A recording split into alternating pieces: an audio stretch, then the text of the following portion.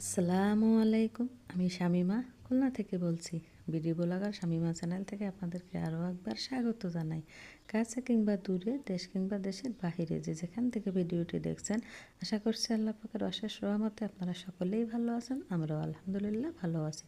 তো চলে আসলাম নতুন আরও একটা ভিডিও নিয়ে। তো আজকে আমি চাইনিজ চিকেন ভেজিটেবল রান্না করব। তা সেই রেসিপিটা আপনাদের সাথে শেয়ার করব আর গল্প করতে থাকবো। তো আপনারা পুরো ভিডিওটি দেখতে থাকুন, আশা করছি ভালো লাগবে। তো এইভাবে কিন্তু আমরা এই যে খাবারগুলো এগুলো কিন্তু রেস্টুরেন্টের থেকে অনেক দাম দিয়ে কিনে খেতে হয়। তা আমরা কিন্তু বাসায় একটু কষ্ট করলেই কিন্তু খাবারটাও সলিড খাবার হয়, আবার দেখা গেলো অনেক টাকা কিন্তু সেভ হয়। তা সেজন্যই আর কি আমি বাসায় রান্না করব আজকে। তা আমি কীভাবে রান্না করব সেটা দেখতে থাকুন। তা আমি কিন্তু প্রথমে কিছু ব্রয়লার যে মুরগি আছে সেই মুরগির বুকের মাংস নিয়েছিলাম। মাংসগুলোকে কেটে আমি ছোটো ছোটো করে পিস করে ধুয়ে নিয়েছি। তারপর পানিটা ঝরায় প্রথমে লেবুর রস দিয়েছিলাম, তারপরে সয়া সস দিয়েছি পরিমাণ মতো, সয়া সস, লবণ দিয়েছি, তারপরে দিয়েছি আদার গুঁড়া, জিরার গুঁড়া, তারপরে গরম মশলার গুঁড়া, আর দিয়েছে হচ্ছে কালো এবং সাদা গোলমরিচের গুঁড়া। তো এখানে কিন্তু আপনারা এই যে আদার গুঁড়া দিচ্ছে, আদা বাটা এবং রসুন বাটা দিতে পারেন। যেহেতু আমার কাছে গুঁড়াটা আছে তো আমি আদার গুঁড়াটা দিয়ে দিলাম। আর গোলমরিচের গুঁড়া, এই যে গোলমরিচ আমি হামানদিস্তা করে গুঁড়ো করে তারপরে দিয়ে দিয়েছি। তো এখানে কিন্তু আপনারা শুকনো ঝালের গুঁড়াটাও দিতে পারেন। আর লবণটা একটু বুঝে দিতে হবে, কারণ যেহেতু সয়া সস দিয়েছি, সয়া সসে কিন্তু লবণ থাকে। তো আমি সে বুঝে কিন্তু লবণটা দিয়ে দিয়েছি। তখন খুব ভালো করে সবগুলো মশলা আর কি আমি চিকেনের সাথে ভালো করে এভাবে মেখে নেব। মেখে 10 মিনিট রেস্টে রাখবো। আপনাদের হাতে সময় থাকলে আরও বেশি আধা ঘন্টার মতো রেস্টে রাখতে পারেন, বা সময় না থাকলে, তাড়াহুড়া থাকলে কিন্তু সরাসরিও রান্না করে নিতে পারেন।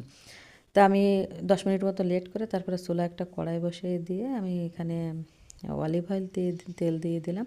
তেল দিয়ে আমি তেলটা যখন একটু গরমে এসেছে তখন আমি যে মুরগির মাংসগুলা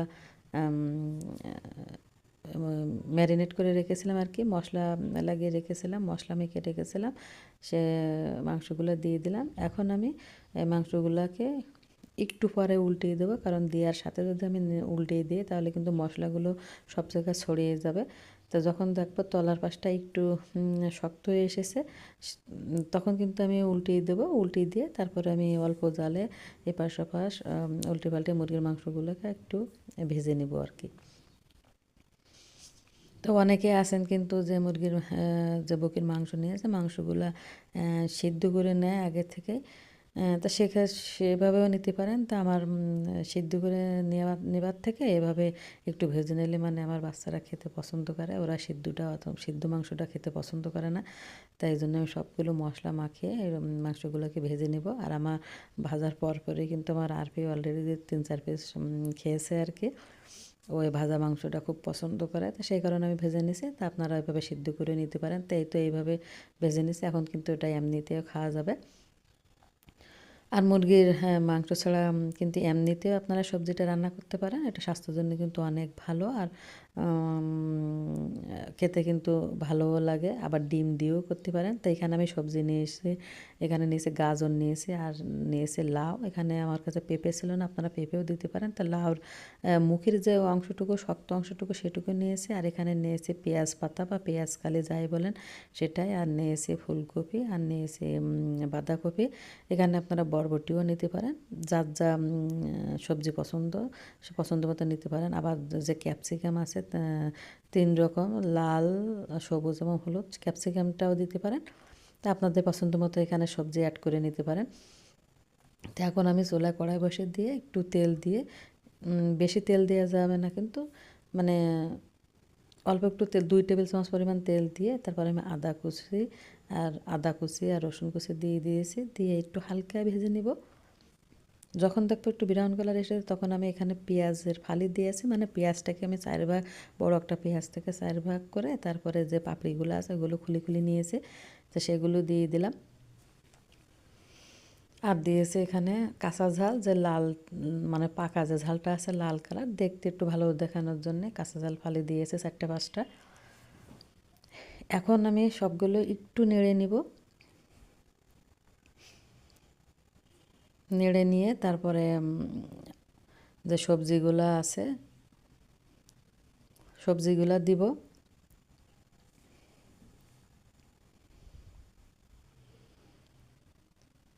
তো এখন দিব আছে, প্রথমে দিব আছে যে মুরগির মাংসটা আমি ভেজে রেখেছিলাম, সে মাংসটা দিব। দিয়ে এই যে পেঁয়াজ, আদা কুচি, রসুন কুচি, ঝালের সাথে একটু নেড়ে নিয়ে তারপরে আমি প্রথমে যে শক্ত যে সবজিগুলো আছে সেগুলো দেবো। তো এখন আমি লবণ দিয়ে নিলাম। লবণটা কিন্তু একটু বুঝে দেবো এখানে, কারণ পরে যেহেতু আমি নামানোর আগে এখানে সয়া সস অ্যাড করব। সয়া সসে যেহেতু লবণ থাকে সে বুঝে লবণটা দিয়ে দিলাম, কারণ লাগলে পরে সেকে দিব, একবারে বেশি দিব না। এখন শক্ত যে সবজিগুলা লাউ আর গাজর সেগুলো আগে দিলাম, দিয়ে একটু নেড়ে নিয়ে তারপরে আমি ফুলকপিগুলো দিয়ে দিলাম।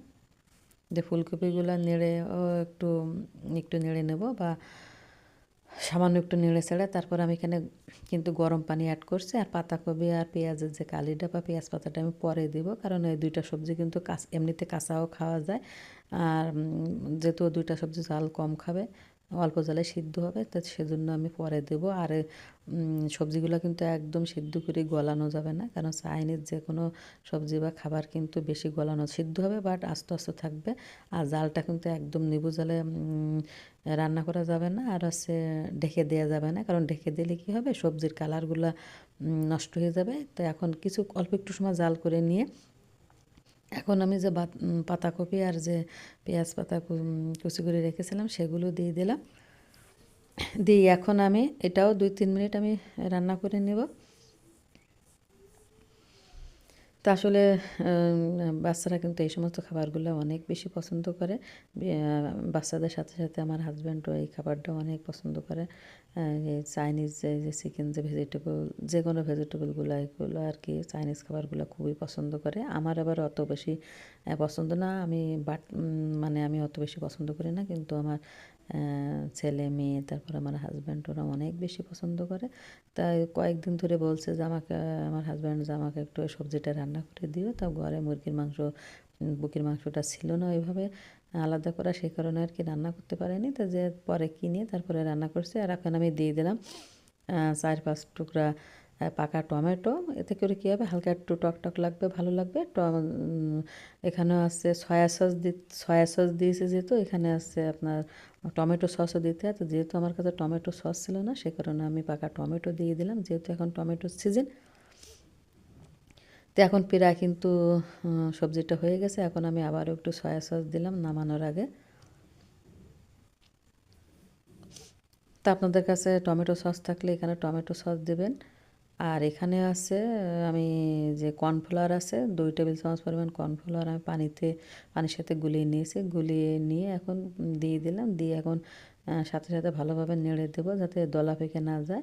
এই কর্নফ্লাওয়ারটা দেওয়ার উদ্দেশ্য হচ্ছে যাতে ঝোলটা হচ্ছে আটা আটা হবে, সে কারণে কিন্তু আর দেয়া। তো কর্নফ্লাওয়ারটা দেওয়ার পরে যাতে ঝোলটা আটা আটা যখন হয়ে আসবে তখন কিন্তু নামিয়ে নেব। আর আটাটা কিন্তু কর্নফ্লাওয়ারটা কিন্তু খুব দ্রুতই সিদ্ধ হয়ে যাবে, হয়ে গেলে কিন্তু নামিয়ে নেব।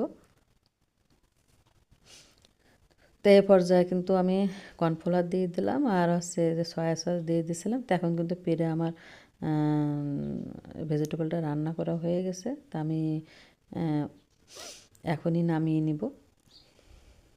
তো যে কথা বলতেছিলাম, তো আমরা হাজার হাজার টাকা খরচ করে আমাদের কিন্তু রেস্টুরেন্টে যাওয়ার কোনো দরকার হয় না। আমরা বাড়িতে যদি একটু কষ্ট করে এভাবে খাবারটা তৈরি করে নিতে পারি, তো আমাদের মহিলাদেরকে তো একটু কষ্ট করে করতেই হবে। তা সেটার জন্য তো সেটা করলে কিন্তু সব দিক থেকে, অর্থনৈতিক দিক থেকে ভালো হবে, আবার শারীরিক দিক থেকে ভালো হবে। কারণ নিজের বাড়িতে নিজের হাতে যে কোনো জিনিস রান্না করে খাওয়া, সেটা কিন্তু স্বাস্থ্যকর হবে।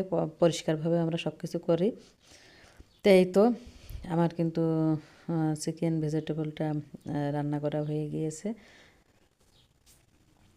তো এটা গরম গরম খেতে কিন্তু খুবই ভালো লাগে।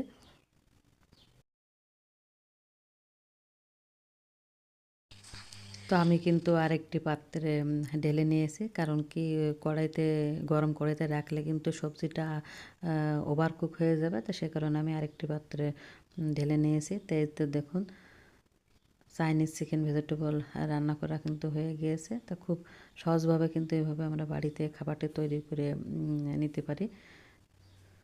তো সকলেই ভালো থাকবেন। তো আজকে ভিডিওটি বেশি বড় করব না। আর কেমন হয়েছে অবশ্যই কমেন্ট সেকশনে কমেন্ট করে জানাবেন। আজকের মতো এখানে বিদায় নিচ্ছি। আল্লাহ হাফেজ।